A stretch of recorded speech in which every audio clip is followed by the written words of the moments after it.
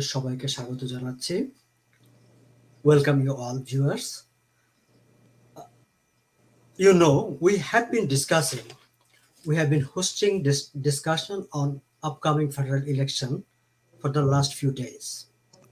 We have been inviting experts, community leaders, candidates to our program to discuss crucial issues related to the election, especially issues that affect lives of the Bangladeshi community in Canada. Today, we have a very special guest with us, a veteran parliamentarian, veteran politician, MP for the last 22 years. It's a long time. It is. Who has served the country as Immigration Minister under Paul Martin's Liberal government. A very heavyweight Liberal candidate from Humber River, Black Creek riding. I would like to welcome Judy Sgro. I think please correct me if I pronounce your name wrong. You pronounced it fine. Thank you. It is. Welcome, Ms. Judy Sgro, and thank you so much for joining us. Thank you for the opportunity to have a conversation and be able to communicate with your viewers on some of the issues that I know matter to all of us. Thank you. First, at the very beginning, I would like to hear from you. We know that you are considered as a mentor for many of the members in the parliament. And one piece of advice that I heard from the newspaper you have been giving to your fellow colleagues over the time. That is, you used to tell your colleagues in the parliament, mostly new members, junior members, listen to people. That I read from the newspaper, that I know from the newspaper. I would like to ask you today, what actually you are listening from the people across Canada, from the people in your riding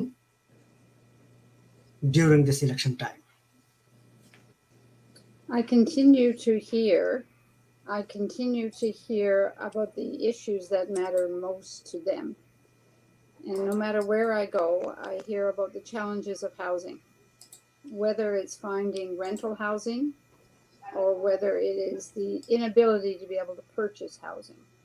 And with the growth of our country and the continued increase in numbers via our immigration patterns, it's important that we welcome people because that's how our country grows. But on the same time, there has to be housing available when people come here. And many people are having great difficulty being able to access suitable housing, especially if they have larger families. And so one of the commitments that our government is doing, which I'm super happy about, is the fact that we have committed to seeing that 3.4 million new homes get built. Here in Toronto itself, 59,000 new homes have been created, whether that meant through renovations of older areas or starting to turn offices into proper housing. It's having accessible housing for people. If you don't have a place to sleep, then you don't have a life. And so we welcome a lot of people to our country, but at the same time, they've got to be able to access housing that's affordable to them and desirable for them, especially with the idea now that we're going to be putting out the new home buyers tax credit. We're going to double that as well.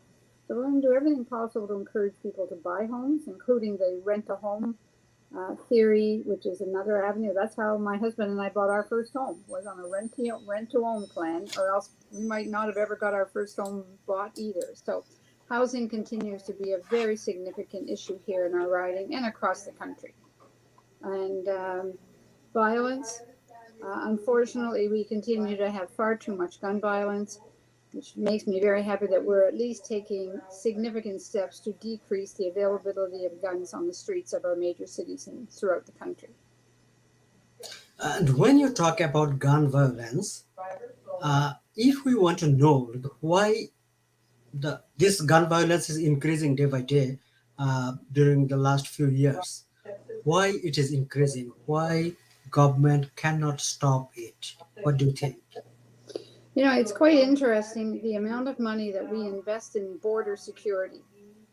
I believe we invested in the last budget $352 million more, specifically at the borders. Uh, they seem to be able to smuggle them in an awful lot of different ways to get them across. Periodically, you hear about them going through a large vehicle and finding hundreds of handguns or rapid fires or some of the other guns that they have out there. So, try as we might, we do not seem to be so far able to stop the guns being smuggled. Now, some of them are being smuggled across the water. We hear that periodically as well. So the money that's been increased into security will be helping a lot to reduce, we hope, the guns that are coming into the country. We have to do everything possible to try to reduce that because they're far too available. There was a killing in my community last night between these gangs that continue with these drug wars. And somehow they're managing to get their hands on the guns. And I think we need an all out effort as Canadians, as government officials, to get the guns off the streets of this country. So when you told me that like the Liberal government has invested huge amount of money in previous budget and the previous time to stop smuggling, like smuggling of gun, and it did not actually work. We see from the statistics, and you were talking about like the gun violence in the community. Do you think like liberal government need to focus more on the community? And do you have any particular plan during the in this upcoming election to focus on the community to stop or to eliminate gun violence from the community? Certainly, it's not just one pattern, and just stopping the guns. Sometimes we wonder if we'll ever stop the proliferation of guns, no matter how much money we invest. The real issue is the young people and people not wanting them. They have to know that they have an alternative life. Most of them get into this gun violence when they're quite young. Many because they don't see a life for themselves, and so they tend to get into crime and so on. So I can say that here in the riding of Humber River, Black Creek, um, just in Canada Summer Jobs Program alone, over $7 million was invested over the summer to provide people with a first-time job, and a lot of that are those 16 to 25-year-olds who have never had a job that paid them a weekly salary or whatever. And through the Canada Summer Jobs Program, through a variety of skills training initiatives that the government has put out, there's been a real effort to show people that there's a better life than getting themselves into crime and going in the wrong direction. And so it takes both issues because you can never really stop the guns from coming. We try as we might, but we certainly try the best we can to reduce them. But it's providing opportunities for young people, providing education so that they can now, with the grants that are out there, waiving a lot of the costs of going to university, we want to encourage people to get an education and get them on the right path. That's the right path to a positive future. So I think that's an important move that certainly the Liberal government, I'm proud of what the government has done up till date. And I hope that we can continue those kinds of investments because you have to invest in people. As I asked about investing in housing, but you have to invest in people, and government's job is to be investing in the people of our country. Throughout this pandemic, there wasn't anything we wouldn't have done that was necessary to help people. Our Prime Minister would say every week to us, what are the issues? Tell us what they are, because if that's what we need to do, we've got to help people. And that's what the Liberal government is all about, is helping people. So whether you're talking about, our $10 a day childcare, which would allow hundreds of women in my community to be able to go out and get themselves a good job. We have a shortfall in jobs. When we have lots of jobs, but we have a shortfall when it comes to filling those jobs. The childcare now would give those women, I say women in particular because so many of them that I know that are home with, 2 or 3 children, and just what they would earn is more than what they were going to be able to afford for childcare, and making that difference. So, all of those things are making a difference in making a community stronger as we move forward. And now I want to ask you one question that is directly related to you. You have been serving as an MP for last 22 years. Every time you run for the public office, you won. What do you think? What is the uh, what is the secret behind your victory? Every time you fight for election and you win, and people love you, people vote for you. What is behind that? People know I care about them. I work hard, but I care about people, and my staff that work for me. That's the requirement for them to work for me. They don't have to have an IT degree or 6 university degrees. They have to have compassion and caring. And so when people come to us, whether it's yesterday, there was a woman and her daughter with her families in Afghanistan. We cried together, and I feel terribly bad for these families. And so if I continue to win, it's because people know I love them and I care about them, and I do everything I can to make a difference in their life. I was just over to a low income seniors building before the show here, and it just amazed me the reception from people in hallways, how much they care about me. And that's probably why I decided I was going to run one more time, is because I don't want to let them down either, and they depend on me. And so I said, okay, I'll run another time and we'll see where it goes from there. But, it gives me great joy and satisfaction to be able to help people and make a difference in their life. That's why I got into politics, was to make a difference. And I have done that. Oh, and you mentioned about a family of Afghanistan that you met yesterday, and we know that the issues of Afghanistan has a tremendous effect in Canadian politics, in Canadian upcoming election, at least for now, because the latest development in Afghanistan that is bothering us, bothering other people as well. Do you think what do you think, like what type of how it will affect Liberal Party or Canadian politics or Canadian election this time? Well, I guess we are doing everything we can to help get Canadians and others that are stranded in Afghanistan. We have committed to bring thousands of Afghanistan refugees to Canada. We will do our share, and we ask other countries to do their share to provide opportunities for people who are fearing for their lives, who all they want is a chance to have a safe life. And we all have an obligation to try to help people achieve their dream, but most importantly, to be able to live in safety. And our government has committed to that, as we have in the past, and that we will continue in the future, especially with Afghanistan and this particular issue. So we will move forward on that to the extent that we can. Well, Canadian government, Liberal government is bringing people from Afghanistan. We know Liberal government brought refugees from Syria.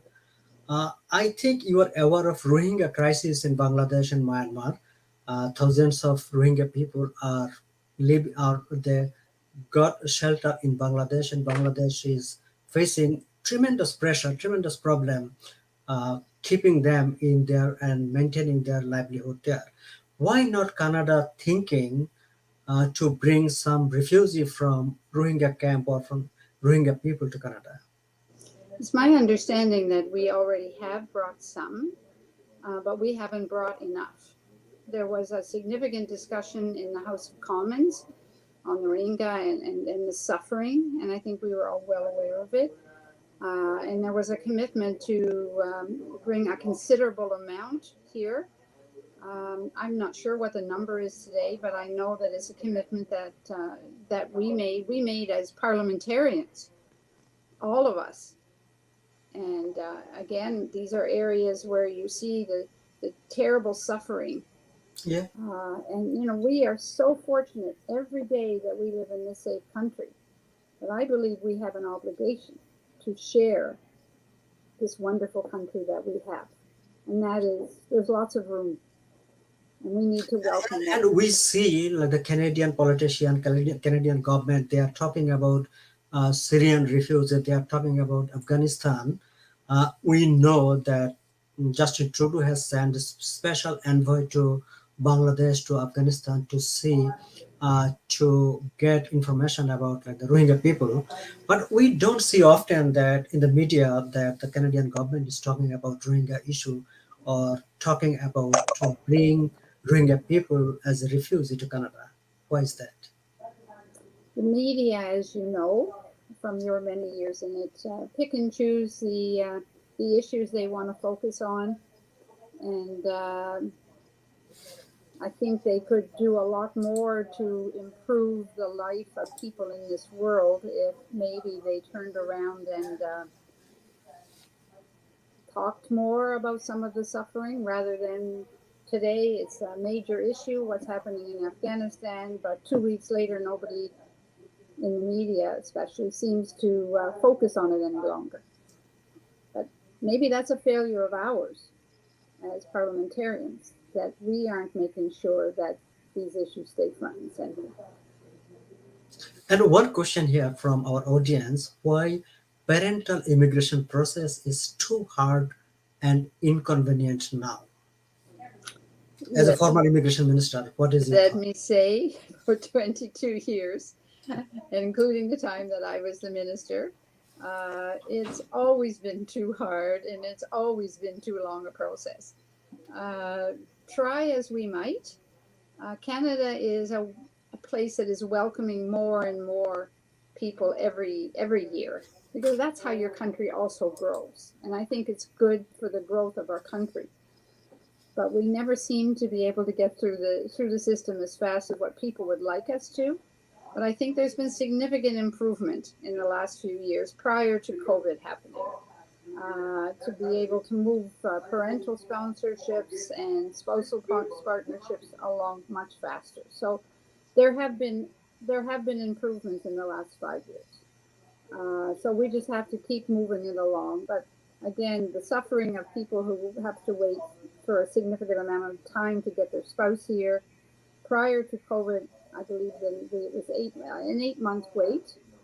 Now with COVID, of course, it's much longer. And post election, things will be back in place, and I hope that we're going to be able to continue to deal with COVID, to put it behind us, and that we can get back to normal and get back to the reunification of families, which has always been a goal of mine.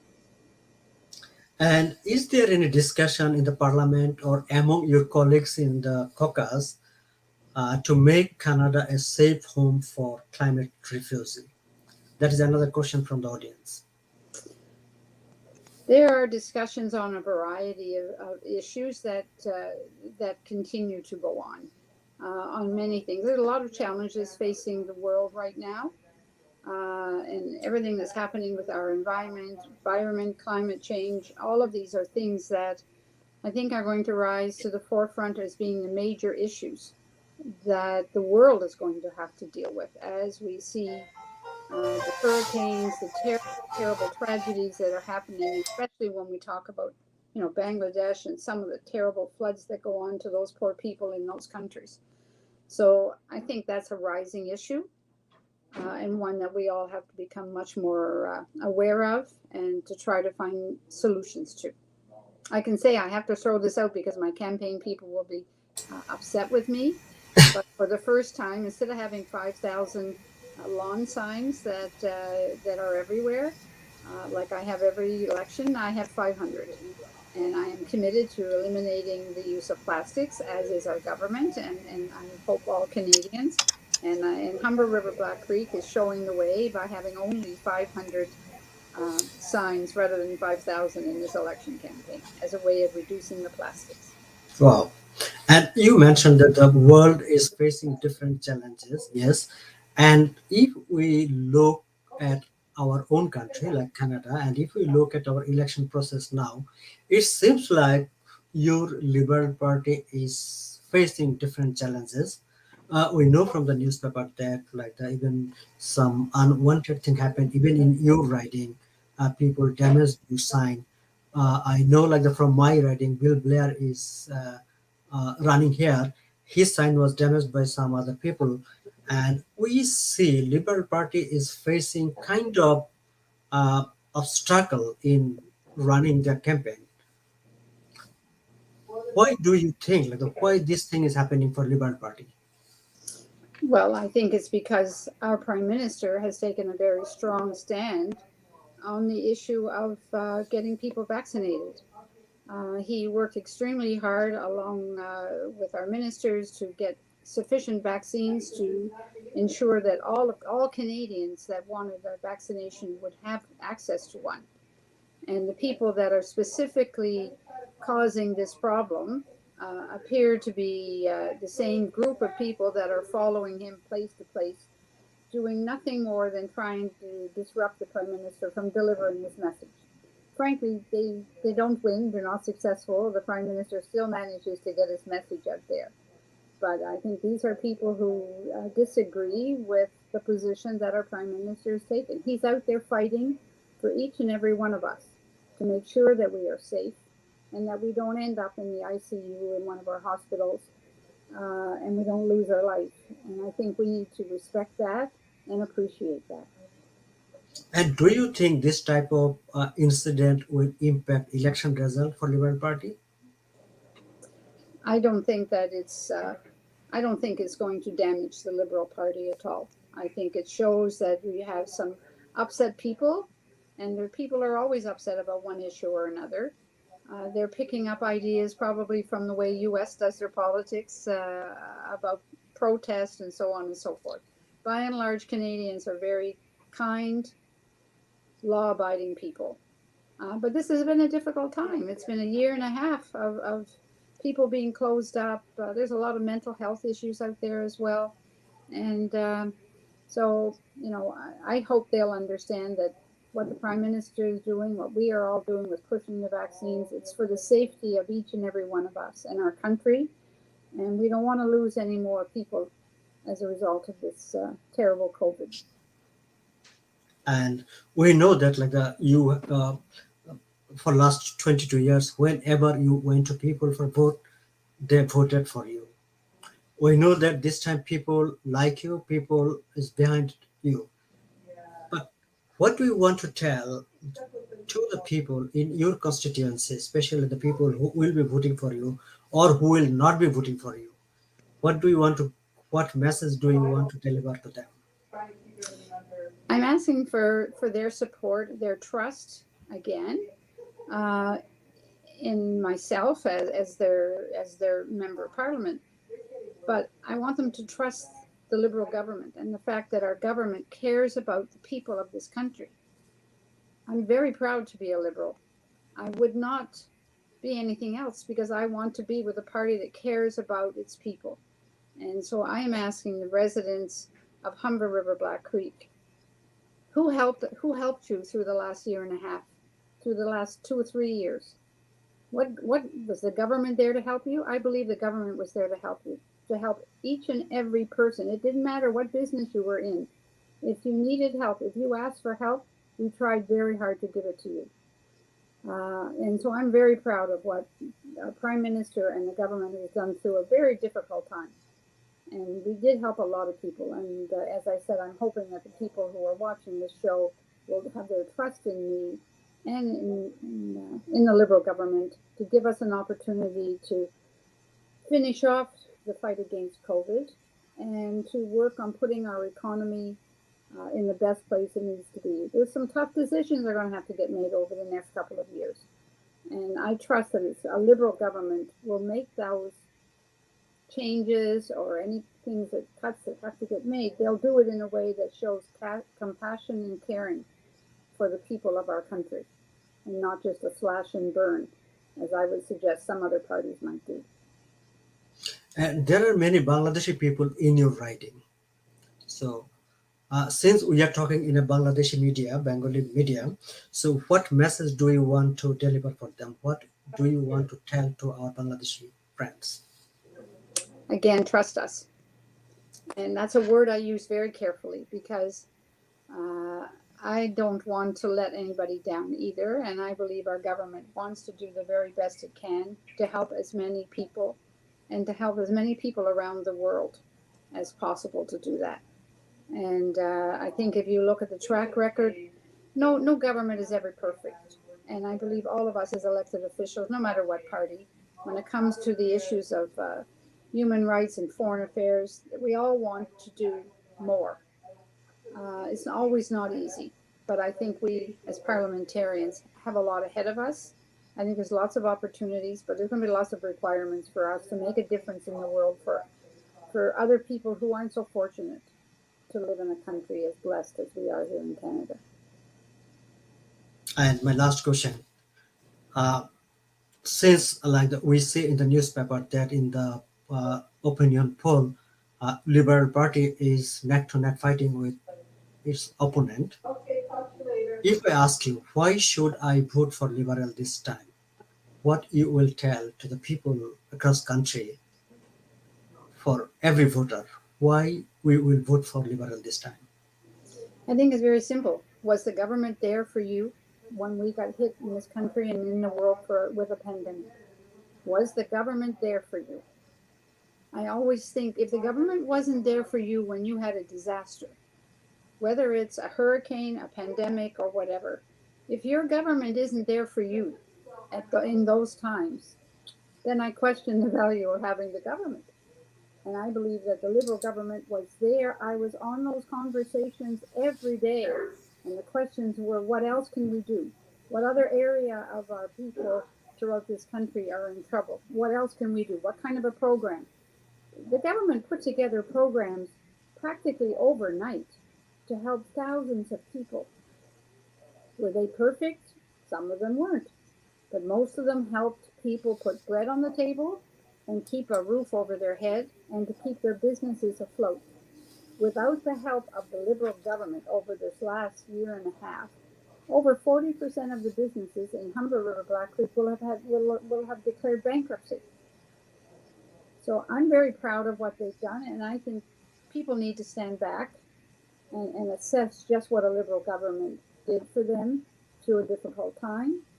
And I think recognizing that and re-electing a Liberal government is the right way to go. Thank you so much. Thank you so much for joining us and sharing your valuable thoughts with Bangladeshi audience. We really appreciate your feelings and cordiality to our people because we know our people, those who are living in your riding, they talk high about you.